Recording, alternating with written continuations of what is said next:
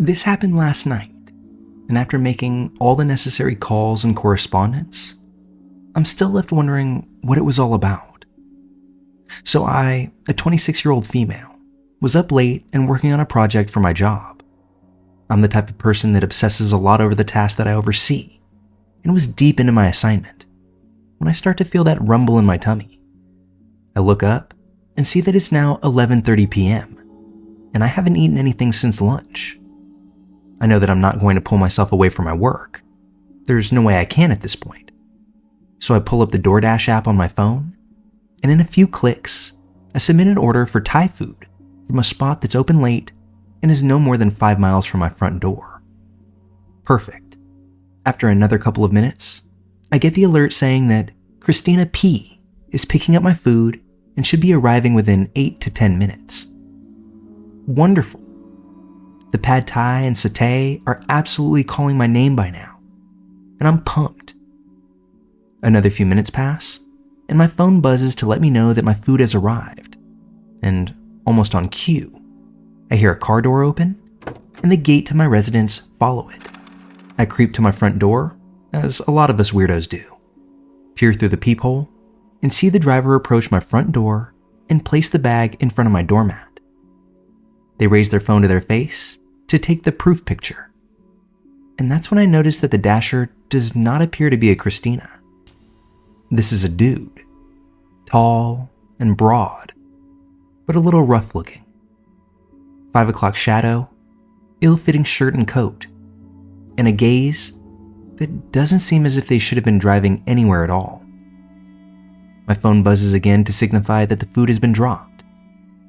I wait a second for this man to retreat from my front door, but he doesn't. He stands completely still now, hands in his pockets, almost like he's waiting for me to open the door. That's when I say out loud, "Thanks, you can go now," when I hear him mumble something about getting my food while it's still hot. I say, "I'll grab it once you're off my porch. Thanks." Now, I'm not sure if this guy knew that I was talking from right on the other side of my door, peering through the peephole at him, because he doesn't leave the porch.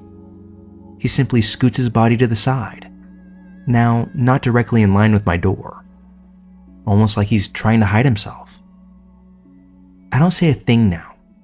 We're just locked in some sort of weird game of delivery driver client chicken.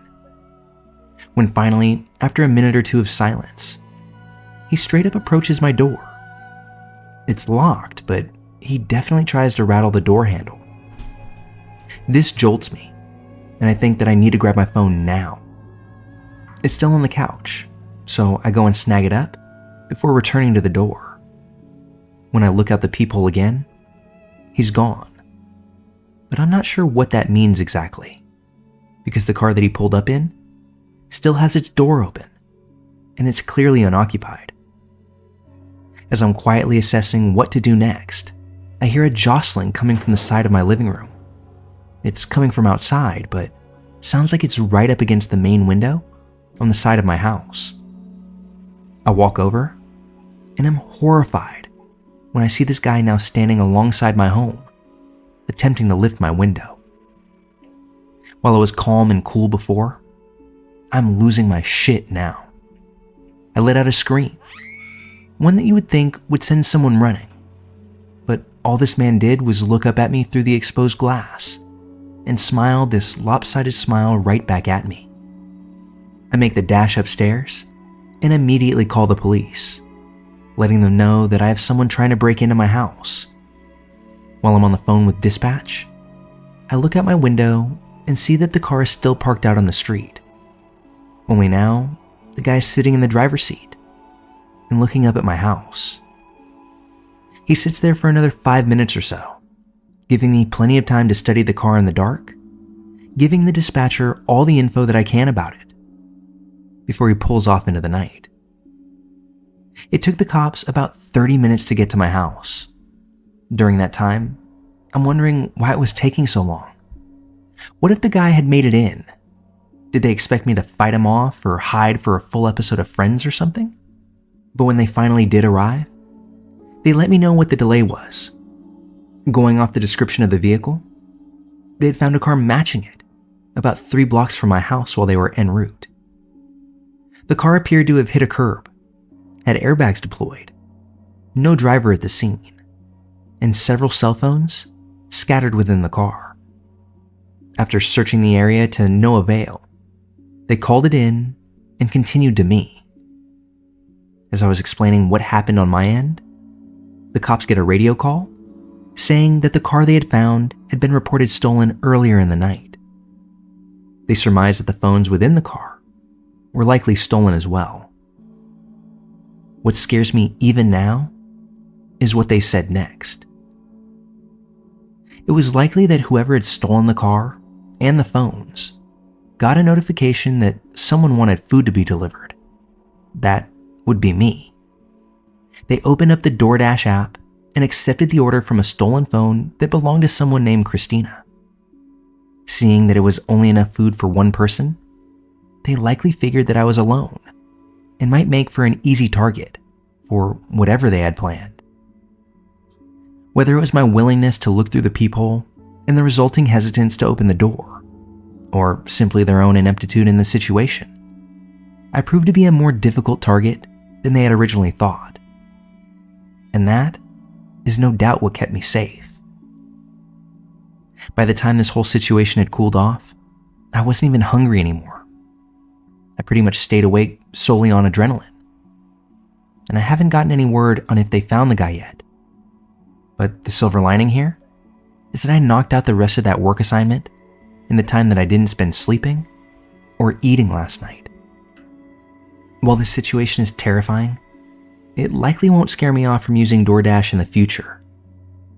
But the steps that I took last night will likely be commonplace for any order that I make moving forward.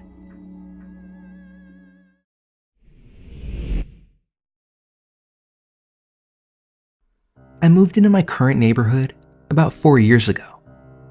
It's a decent area with plenty of residences, a few local shops that bring a dose of fun and culture to my walks to and from work. And my apartment building itself is filled with a bunch of wonderful neighbors that I've never had any issue with whatsoever. I understand that my experience may be unique in that regard, so I'm even more grateful for that.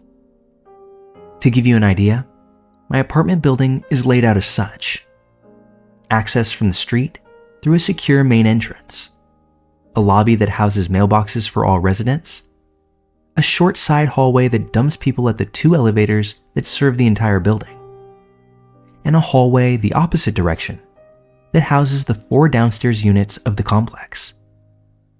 I occupy the first unit on the left of the first floor.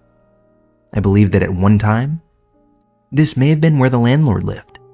However, I'm simply left to guess that because there's no landlord on site now. Just a property manager that stops by every so often to make sure that the elevators are working and the outdoor plants are watered.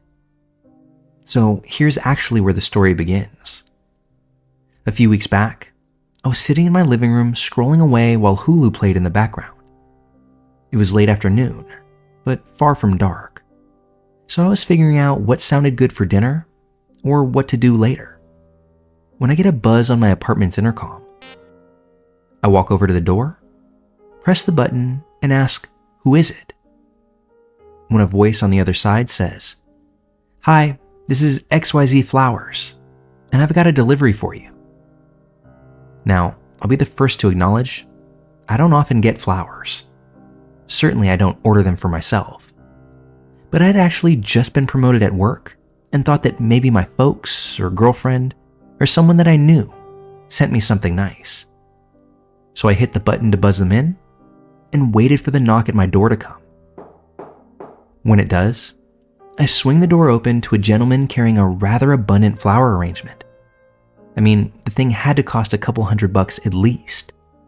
Tall, more than a dozen flowers poking out of this vase that itself was almost 2 feet tall, and accompanied by a lavender-colored bow wrapped around it. I'm in the midst of my own observant stupor when the delivery man says, "Sherry?" It catches me off guard and snaps me back to reality when he repeats it again, only this time adding a little more detail. Does Sherry live here? So, I'm a guy. I live alone, and I've never heard the name that he's saying before. So eventually, I get out. No, nobody by that name lives here. I'm sorry, man, you must have the wrong address. He takes a moment, looks at the electronic device in his offhand, before saying, Nope, this is the right address. Says right here. Are you sure that Sherry doesn't live here? I think I know who lives in my house, so politely I say again, I don't think you've got the right place. I tell him that there's a resident directory by the front door if he wants to take a look. Maybe that's one of my neighbors that I'm unaware of. I don't know. But obviously, these aren't meant for me.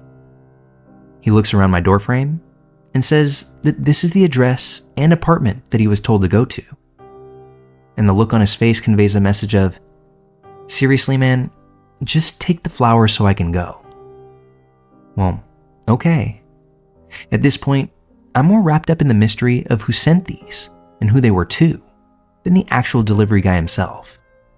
So I take them out of his hand as he simply turns and walks off.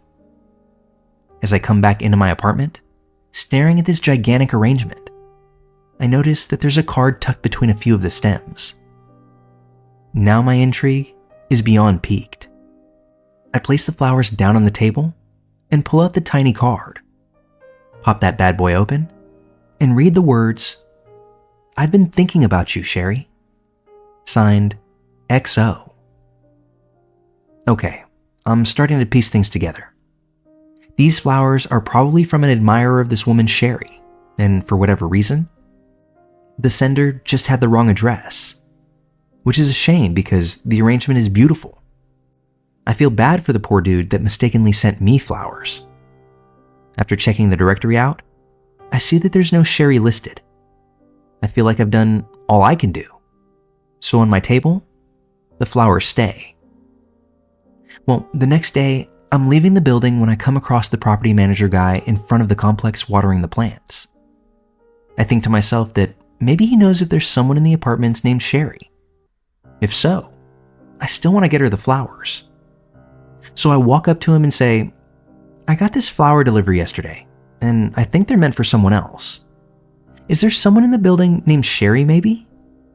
This guy, an older gent that I think has been in charge of the building for more than a few years now, stops watering and turns to face me. He asks if I was sure that they said Sherry. I told him I was, because the driver said it a few times while right in front of me. That's when the color visibly drains from his face, before he shakes his head and tells me something that I just wasn't at all expecting. He tells me that the previous occupant of my unit, the lady that had lived there more than 5 years ago, was named Sherry. A sweet woman in her 40s that more or less kept to herself. No kids, no family. While she was quiet and respectful, her boyfriend was far from the same. He was loud, brash, and seemed like he had a bit of a mean streak, at least according to other neighbors. Eventually, Sherry had had enough and managed to kick the guy out. Things got quiet, went back to peaceful for a while. But one night, when Sherry was returning home from work, she was walking up to the complex door when neighbors heard a single shot ring out. By the time that someone had ventured out, they found Sherry lying in a pool of her own blood, with her keys still in her hand. The police and an ambulance were called, but she was already gone. The cops had the boyfriend in mind from the get, but days, weeks, and months went by, and they were unable to locate him. With no family of her own to keep the torch lit, the case went cold and may have been pushed aside by others. After sitting vacant for a few months, I found a cute little apartment on the ground floor of a secure building and moved on in, completely unaware of what had happened to its previous inhabitant, less than 50 feet from my front door. The manager said that it could have been a mean joke by some prankster or someone looking to drum up drama. I don't know, and I suppose it could have been. But such an elaborate display probably didn't come from some rando. I can't know for certain if it came from the person we're all thinking they came from, but that's definitely what my gut is telling me. And that alone sends some major shivers down my spine. I let those flowers sit on my dining room table for maybe 2 days, but every time I walked by them, the images and thoughts that they conjured up proved too much for me to handle. I don't know what they were meant to represent, but I chucked those things, vase and all, out into the dumpster without a second thought. Nothing else weird has happened since the flower delivery. I have no reason to think that anything will happen. But knowing what I know now, I'd be lying if I said that I didn't feel an odd sort of feeling every time I walk in or out of the main doorway.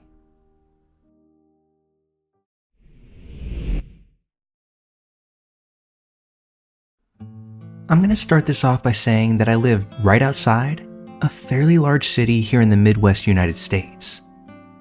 While I know that crime is prevalent in my city, I've never felt like I was close to being a victim of any sort. Whether that comes from having my head on a swivel, knowing what to look out for, or simply not inviting trouble my direction, I don't know. But I'm glad to be in the position that I'm in.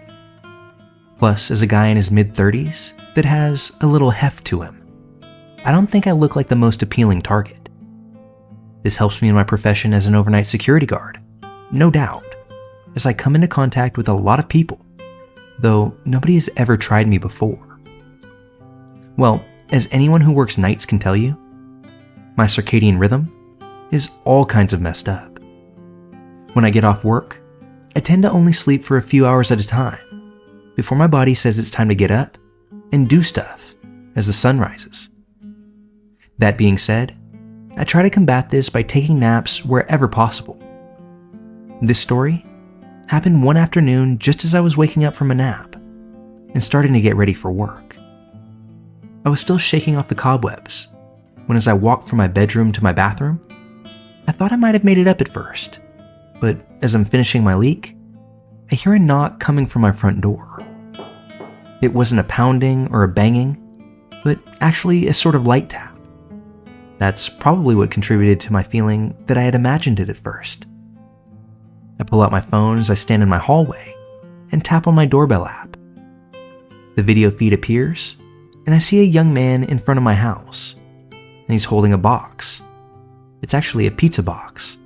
I'm quite familiar with those, so that was easy to identify. But what I couldn't identify was why this kid was at my door with one.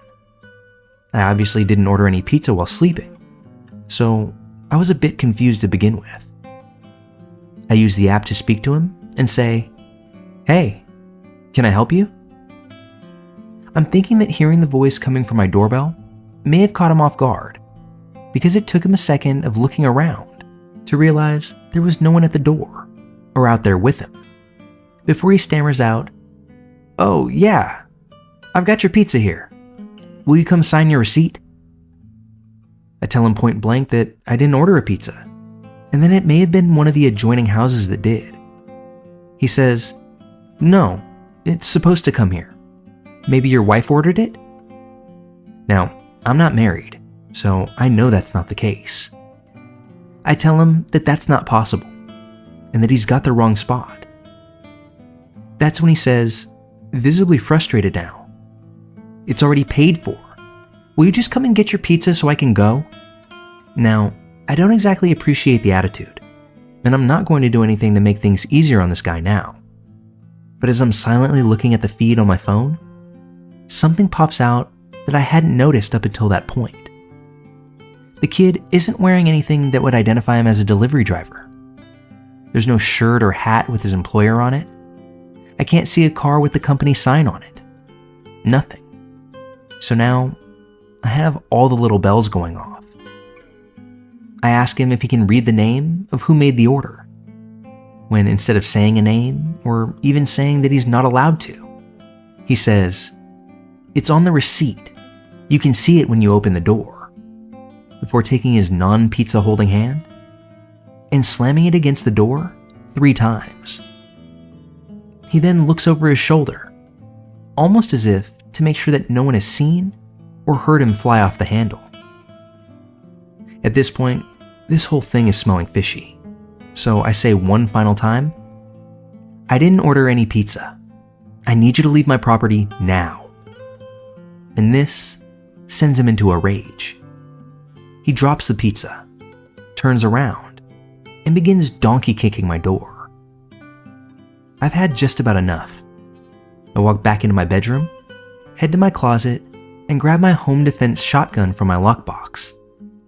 As I'm walking back towards my front door, I can hear the kicks getting louder and louder as I approach. I'm now about 3 feet from my entryway when, in between kicks, I take that opportunity to rack around in the chamber. For those of you that have firearms, you know that that can be a loud and sobering noise to hear. Apparently, that young man felt the same way. The kicks immediately stop, and I don't hear anything further. I stand in my living room for a few minutes, just to hear if that was actually the end of it all. When I don't hear any more movement, I look out my peephole to see nothing but air outside. I open the door, and my eyes are drawn to the pizza box on my doorstep. But that's all it was. A box. No saucy bread and toppings inside. It's at this point that I take a step back inside and bring my phone back to my face. I play back my doorbell footage right at the moment that I rack a shell. I can hear it play back in the audio, and I can see it on the guy's face that he knew exactly what that sound was as he takes off running. What I wasn't expecting, though, was to see 3 other people take off running with him. They had been hidden behind my courtyard wall that my doorbell wouldn't have been able to see, but they all bolted in the same direction, no doubt telling me that they were all together. That's when it clicks. This was a potential home invasion. Given all the earmarks, it seems like it was a setup to get someone, I don't even know if it was me specifically, to open their door unwittingly before storming them, outnumbering them, and gaining full access to everything inside the house. It was something that I'd heard about, seen on TV, but had never expected to land at my front door. That being said, I'm glad to know that even off only a few hours of sleep, even flying mainly on autopilot, I had the sense to not be lured out, not get caught in the trap of free pizza, and ultimately, not land myself in any real danger. I encourage everyone out there that before you open that door, to always be sure you know who and what awaits you outside. One momentary slip of judgment could be all it takes to let the bad guys win.